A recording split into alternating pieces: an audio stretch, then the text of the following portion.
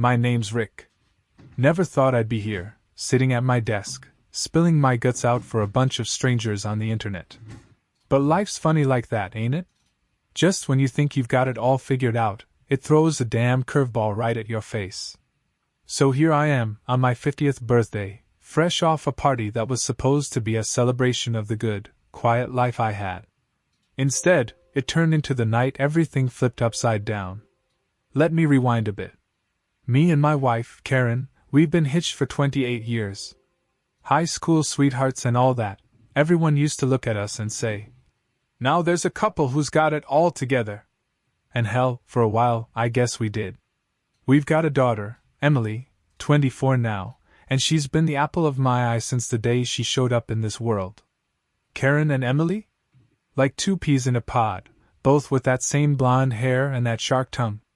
And, as I'd come to learn, apparently the same taste in men. Emily's been swinging a tennis racket since she could walk, and she's had this coach, Brad, for years now. Good enough guy, or so I thought. He's been around since she was in high school, coming over to our place for lessons like clockwork. So when he showed up to my birthday bash, I didn't think twice. He was practically part of the family, always hanging out after practice, sharing a beer, chatting it up with Karen about Emily's progress. Nothing weird about that, right? Well, that's where I got it all wrong. So, it's the night of the party, the house is packed, neighbors, friends, even a couple of old work buddies. I'm playing the host, mingling, shooting the breeze. Meanwhile, Karen and Emily are in the kitchen, doing their thing, getting food ready. After a while, I realized I hadn't seen them in some time. So I decided to wander inside, just to check on things. And that's when it all went down. Now I wasn't trying to eavesdrop, I swear. I just stepped in to grab another beer when I heard them whispering. Emily's voice came first, clear as day. "Thanks, Mom, for letting me have him, too. I don't know what I'd do without Brad." I froze. My brain did a double take, like I'd heard it wrong or something. Then Karen's voice chimed in, all calm and casual, like she was giving advice on a recipe. "Just don't get too attached. He's only good for one thing. Don't go giving him any ideas about something serious. That's for me." It felt like the ground opened up beneath me. My wife and my daughter, sharing the same man. My mind refused to catch up with reality. I stood there, hidden in the hallway, trying to convince myself I'd had one too many beers, that I was just hearing things. But I knew better. My heart was pounding so hard I could hear it in my ears. Now, here's where things get fuzzy. I didn't charge into that kitchen, no sir. Instead, I did something I'm still on the fence about, whether it was brave or just plain cowardly. I backed out, went straight to the backyard, and found Brad. That's when I let my fist do the talking. Look, I ain't a violent guy. Never been in a real fight in my life. But when I saw Brad standing there, laughing with my friends like everything was peachy, something inside me just snapped. I could still hear Karen and Emily's voices in my head, talking about him like he was some piece of candy they were taking turns with. That image, it lit a fire inside me, and it wasn't long before that fire exploded. I marched right up to Brad, barely keeping my cool, and without a word I swung. Man, I've never felt anything quite as satisfying as the crunch of his nose under my fist. The whole party went dead silent. People froze, drinks halfway to their lips, staring at me like I'd gone off the deep end. Brad stumbled back, blood pouring from his face, hands clutching his nose like he couldn't believe what had just hit him. Hell, I barely believed it myself. But I didn't stop there. I grabbed the front of his shirt and shoved him back against the patio table, knocking over drinks, sending appetizers flying. "You think I wouldn't find out?" I hollered, my voice shaking with a mix of anger and heartbreak. "You think I wouldn't figure out you've been screwing not just my wife, but my daughter too?" Then things got real crazy. Karen and Emily came rushing out of the kitchen, drawn by the ruckus. Karen had that wide-eyed, deer-in-the-headlights look, like she'd been caught red-handed but still thought she could squirm out of it. Emily, though, just stood there, pale as a ghost, like she'd been caught with her hand in the cookie jar. "What the hell is wrong with you, Rick?" Karen shrieked, rushing toward me, trying to pull me off Brad. But she didn't get the chance. The guests had formed a circle around us, like we were in some gladiator ring, watching this whole train wreck unfold. "What's wrong with me?" I yelled, giving Brad another shove for good measure. I watched as he wiped the blood from his face with his sleeve, looking as stunned as everyone else. "What the hell is wrong with you, Karen? You've been screwing this guy behind my back, and you let Emily get involved, too?" I was expecting her to deny it, maybe try some damage control. But what she did next, well, I can't say it shocked me, but damn if it didn't hit like a slap to the face. "Rick, calm down. You're overreacting," she snapped, her voice high-pitched like she was the one with the right to be mad. "This isn't what you think it is. You're just misunderstanding the situation." "Misunderstanding?" I looked around, half hoping someone would jump out and tell me this was some kind of sick prank. But nope, not a word. I turned to Emily, who was just standing there, arms crossed, her face all mixed up with embarrassment and defiance. "And you," I said, pointing right at her, my voice dropping to a low growl. "You let this happen too? You're in on this. With him." She flinched but didn't say a damn thing, just shifted around like she wished the ground would swallow her up. "Dad, She started, but Karen jumped in, cutting her off and stepping between us like she was trying to shield her. "Rick, listen," Karen said, her voice going all soft now, like she was trying to reel this whole mess back in. "It's not like that. Brad's been helping Emily. You know how much pressure she's been under with tennis. It's been tough on her, and Brad's been there for her. For both of us, really." I couldn't believe my ears. "Helping? Helping? That's what you're calling it. How dumb do you think I am, Karen?" "Don't start with the insults, Rick," she shot back, her voice going shrill again. "You think you're some kind of saint? You've been distant for years, more wrapped up in work than your own family.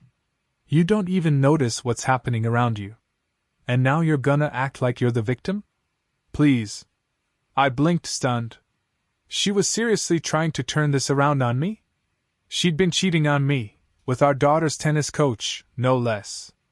And somehow, in her twisted mind, it was my fault for not paying attention. "And what about Emily?" I asked, my voice shaking with anger. "What's your excuse for dragging her into this messed up game?" That's when Emily finally spoke up, her voice quiet but defiant. "It wasn't like that, Dad. Brad's been helping me, mentally, emotionally. Mom said it was okay. I didn't think. Enough." I cut her off, my patience long gone. "Just enough." I turned away, looking out at the crowd still standing around, awkwardly sipping their drinks, pretending they weren't witnessing my family's meltdown. Brad, still clutching his busted nose, decided it was time to chime in. "Rick, man, I turned back to him, my voice icy. "Get the hell out of here, Brad. Now." He didn't need telling twice. He stumbled toward the gate, tail between his legs, face a mess of blood and shame. As I watched him go, the weight of what had just gone down started to really sink in. My wife. My daughter. Both of them, tangled up with him. How in the hell did my life come to this? As Brad slunk out of the yard, holding his nose like his whole face was about to fall off, I turned back to Karen and Emily. They were standing there side by side, but the gap between us felt like miles. Karen was glaring at me, arms crossed, like I was the one who betrayed her. Emily just looked lost. She hadn't said a word since that pathetic attempt at explaining things. It was clear she didn't have the slightest clue how to handle the mess we were in. "Rick, can we talk about this inside?"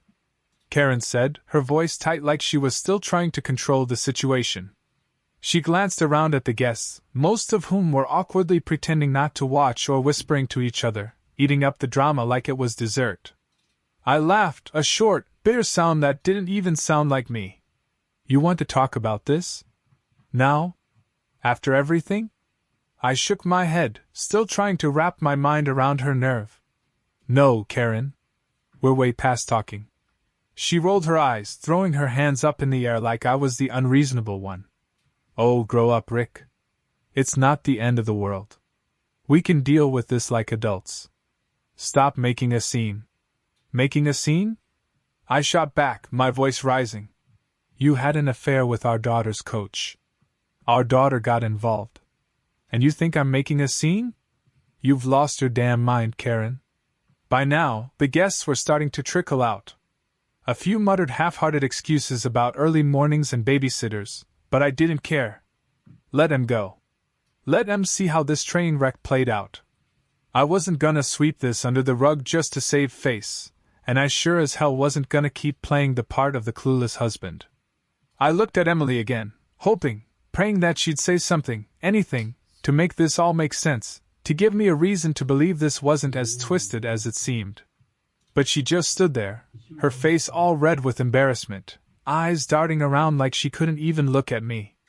So this is it? I asked, my voice quieter now, but still boiling with anger. You're both just gonna stand there and act like this is normal? Like I'm the one overreacting? Karen sighed, clearly annoyed that I wasn't letting her spin things her way. Rick, I didn't plan for this to happen. Things between us have been off for years. You're never around. You're always working. You haven't even noticed what's been going on with Emily's tennis, with her struggles. I stared at her in disbelief. So that's your excuse? You cheated on me because I was out busting my ass to support this family? Because I wasn't spending enough time obsessing over Emily's tennis career? She rolled her eyes like she was dealing with some stubborn kid. You don't get it. Brad was helping. He was helping both of us. And yeah, maybe things went too far, but you're acting like this was some kind of planned affair. It wasn't. It just happened. I couldn't believe what I was hearing. It just happened. I shot back. Karen, do you even hear yourself? You're standing there, admitting to screwing another man and letting our daughter do the same, and you think it's no big deal because it just happened? Emily, who'd been dead silent this whole time, finally spoke up, her voice shaky. Dad, it wasn't like that. Mom didn't, I didn't. I held up my hand to stop her right there. I don't want to hear it, Emily. I don't care what excuses you got. You're an adult now. You knew exactly what you were doing. She flinched at my words, but I couldn't bring myself to care, not then. I've given everything to this family. I continued, my voice shaking with barely contained rage. Everything. And this is how you repay me? With lies? With betrayal? Karen stepped forward, her voice softening, probably thinking she could still smooth this over. Rick, please. We can work through this. It's not like I don't care about you. It's just things got complicated. We can go to counseling. We can fix this. That's when I really lost it. Fix this? I yelled, my voice echoing across the now empty backyard. There's no fixing this, Karen. You slept with another man, and you dragged our daughter into it. What the hell is wrong with you? She opened her mouth to respond, but I didn't let her. You know what? I'm done. I'm done with your lies, your manipulations, all of it. You and Emily can pack your things and get out. I want both of you gone by the end of the day. For the first time, Karen looked genuinely shocked. Rick, you can't be serious. Where are we supposed to go? I don't care. I said, my voice cold as ice. Go stay with Brad for all I care. But you're not staying here.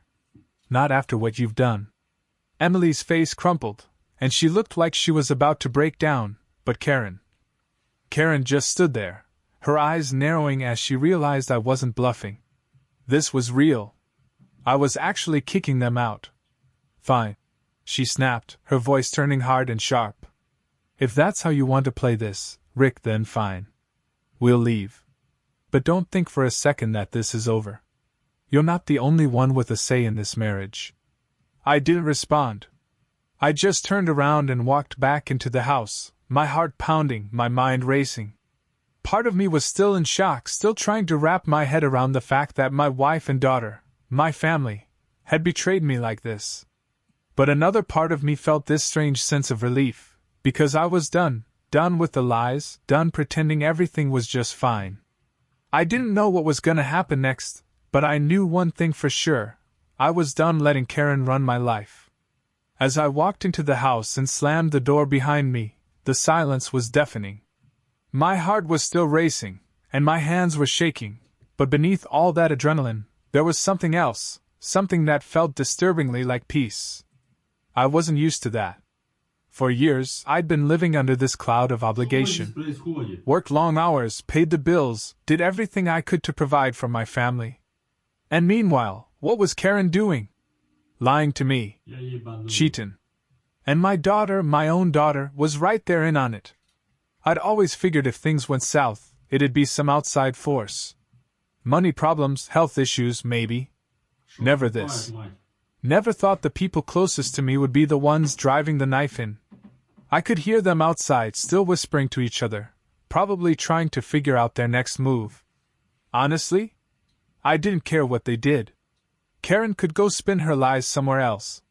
She was damn good at it. But what really tore me up was Emily. My little girl, the kid I watched grow up, cheered for at every tennis match, every school event. She was now just as deep in this disaster as her mother. I always thought we were close. Sure, she'd pulled away some in her teenage years, but that's normal, right? Now, I wasn't so sure. Had I missed something? Was I so buried in work that I didn't see my own daughter slipping away? I slumped down on the couch, trying to make sense of it all. My phone buzzed on the coffee table, and for a second, I wanted to ignore it. But then I saw who it was, Karen's mom. Great. She probably already knew.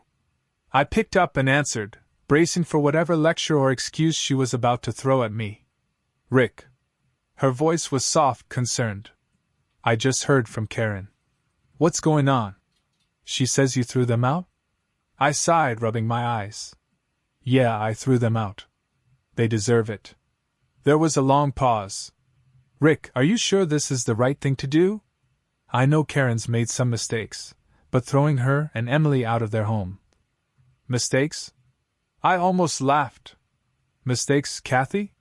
She's been sleeping with Emily's tennis coach, and Emily's been involved too. What the hell am I supposed to do with that? Silence again. For a second, I thought she might have hung up. Then quietly she said, Rick, I didn't know. I had no idea. Yeah, well, neither did I. But now I do. And I'm done with it. Are you really going through with this? She asked, her voice trembling. Divorce? Kicking them out? I leaned back, staring at the ceiling. Kathy, I don't see any other option. I can't trust Karen anymore. And Emily. My voice caught for a second. I don't even know who she is right now. Rick, don't do something you'll regret. I know this is awful. I can't even imagine, but maybe after some time, things can be worked out. Maybe it's not as bad as it seems. I shook my head, even though she couldn't see it. It's worse, Kathy. It's way worse. And I'm not sure there's anything left to work out. We sat in silence for a while, both of us unsure of what to say. Kathy was probably trying to figure out some way to fix this, but it wasn't her mess to clean up. Eventually, she said, If they come to stay with us, I hope that's okay with you. I know things are rough, but I don't want them out on the street. I let out a long breath. They're your family. Do what you gotta do. Just don't expect me to change my mind. After hanging up, I felt drained, like the fight had left me. I just sat there, staring blankly at the wall, trying to wrap my head around what my life would look like now. No wife. No daughter. And a house that suddenly felt way too big for just one person. A few minutes later, I heard the front door open. Karen and Emily were back, but this time there was no yelling. They were quiet, moving like they were trying not to wake a sleeping bear. I watched as they tiptoed up the stairs, probably to grab their things. For a split second, I thought about stopping them. Maybe I could take it all back, let them stay, pretend we could work through this. But then I remembered the sound of their voices in the kitchen, talking about sharing Brad like he was some kind of prize. My anger flared back up, and I stood, heading toward the stairs. Karen was coming down with a suitcase in hand, her face pale and drawn. Emily was behind her, holding a duffel bag, eyes red but not looking at me. You both better be out of here by the time I get back. I said, my voice hard. Karen stopped at the bottom of the stairs, looking at me with something close to pity. You're really doing this? I am, I replied, my jaw tight. She sighed, shaking her head. You'll regret this, Rick. You'll see. You're throwing away your family for nothing. For nothing? I said, my voice cracking with disbelief. I'm throwing away my family because you already did. She didn't say anything else. She just walked past me, Emily trailing behind. I heard the click of the door closing behind them, and suddenly it was just me, alone in the house that, just hours ago, had been my home. The quiet was almost suffocating. After they left, the silence settled over me like a thick blanket. I could hear every creak of the floorboards, every gust of wind against the windows. For a moment, I just stood there, staring at the door, waiting for the reality of what had just happened to hit me. And when it did, it felt like a punch to the gut. I was alone. Truly, completely alone. My wife of 28 years was gone. My daughter had left with her. This house, once filled with the sounds of family dinners, holiday laughter, and the clatter of Emily's tennis rackets, now felt hollow, empty, lifeless. I tried to tell myself this was for the best. That I did the right thing by kicking them out. That I couldn't live under the same roof as two people who had betrayed me in ways I never thought possible. But the longer I stood there, the more doubts started to creep in. What if I'd been too rash? What if I could have handled things differently? What if this was all a mistake?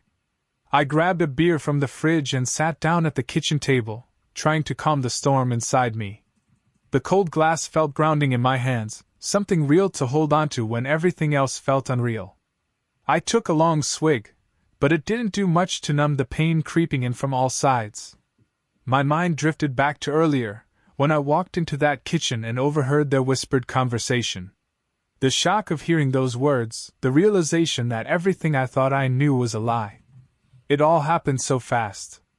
But now, in the silence of this empty house, it played out in slow motion in my head. I couldn't shake the image of Emily, my little girl, laughing with her mom about sharing Brad, like it was the most normal thing in the world. The two women I loved most in this world plotting behind my back, treating me like some clueless fool. It stung more than I could put into words. I leaned back in the chair, staring up at the ceiling, trying to figure out where it all went wrong. Karen and I didn't have a perfect marriage. Who does? We had our ups and downs, just like anyone else. I'd been working long hours, maybe not around as much as I should have been, but I thought we were solid. I thought we were partners, I thought we had something real. But now, looking back, I could see the cracks that had been forming for years, the little signs I ignored because I didn't want to believe my marriage was anything less than what I built it up to be. And then there was Emily. She'd always been a daddy's girl, always looked up to me. But in the past few years, she'd become more distant, more secretive. I chalked it up to teenage rebellion, to her growing up and finding her own way. Never in my wildest dreams did I think she'd be complicit in something like this. I never thought she'd betray me the way her mother did. As I sat there, the anger that had fueled me earlier started to fade. In its place, a hollow sadness seeped into my bones. It was the kind of sadness that hits you when you realize your whole life was built on a foundation that just crumbled. The kind of sadness that makes you wonder if you'll ever be able to rebuild. And I didn't know what to do with it. After a while, I got up and wandered around the house. It was still decorated from the party. Balloons tied to chairs, empty glasses on the counter, cake crumbs on the table. It was almost laughable in a cruel sort of way. My 50th birthday party, a celebration, had turned into the night I lost everything. I went into the living room and noticed a picture frame that had fallen off the wall earlier that week. The glass was cracked, but I hadn't gotten around to fixing it. I stared at the photo inside, me, Karen, and Emily on vacation years ago. We looked so happy, so carefree. I picked it up, feeling the weight of the broken glass in my hands. And I couldn't help but wonder, was that happiness ever real, or had it all been a lie? I thought about calling someone. One of my buddies, maybe, or even my sister. But the idea of explaining everything, admitting that my wife had been sleeping with our daughter's coach and that my daughter was part of it too, felt too humiliating. How do you even start that conversation? How do you say out loud that your family, the one you spent years building, has fallen apart in the most twisted way possible? So, I didn't call anyone. I didn't do anything. I just sat there, alone in the darkening house, with the weight of everything pressing down on me like I'd been buried alive. And then, just as I was about to head to bed, the front door swung open. Karen stormed back in, face flushed with anger. Emily followed, her eyes red and swollen from crying. "We need to talk," Karen said sharply. "You can't just throw us out like that, Rick. This is our house too." I blinked, stunned by the sheer audacity of her words. She was standing there like I was the one in the wrong, like I had betrayed her. I stood up slowly, crossing my arms over my chest. "Karen, you have no right to tell me what I can and can't do in my own house. Not after what you've done." She narrowed her eyes, stepping closer. "Oh, don't you dare act like some innocent victim here, Rick. You're not blameless. You've been distant, wrapped up in your work, barely paying attention to me or Emily. You think that doesn't have consequences?" I couldn't believe what I was hearing. "So what?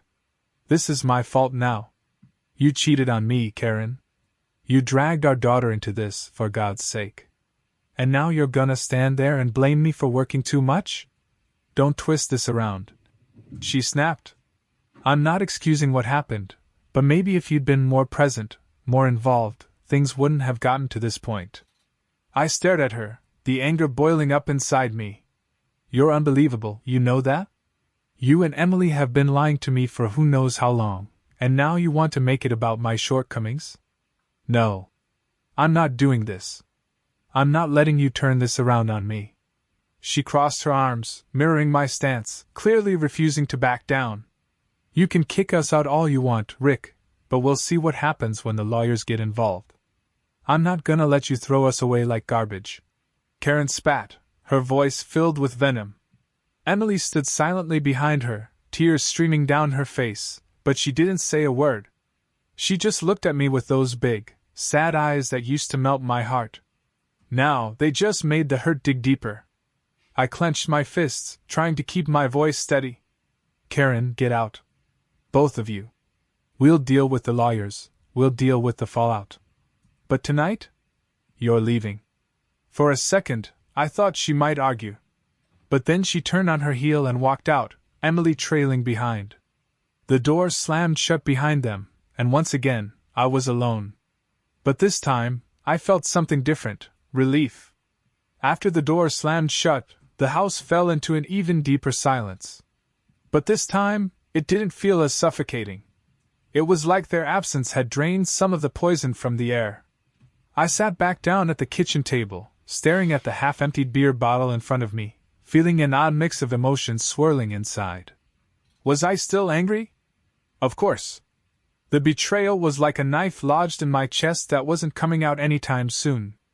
But along with that anger, there was a new feeling creeping in, relief. Not relief that my family had imploded, obviously. But relief that the charade was over. I didn't have to pretend anymore.